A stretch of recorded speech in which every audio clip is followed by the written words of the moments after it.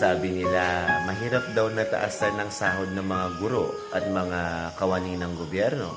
Baka daw bumagsak ang ekonomiya ng bansa. Or baka daw malugi ang gobyerno dahil daw sobrang dami namin. Pero bakit parang walang problema kapag bilyon-bilyon ang ipinapalabas para sa flood control project ng DPWH? Kahit taon-taon, binabaha pa rin. Saan napupunta ang pera? Hindi ba't sa bulsa ng mga taong walang konsensya? Kami, mga guro, may medical allowance. Pero bago namin magamit, kailangan pang i-liquidate.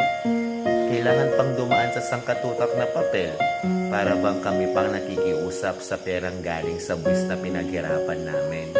Pero kapag ayuda, kapag akap, kapag AICS at tupad, walang liquidation, walang tanong.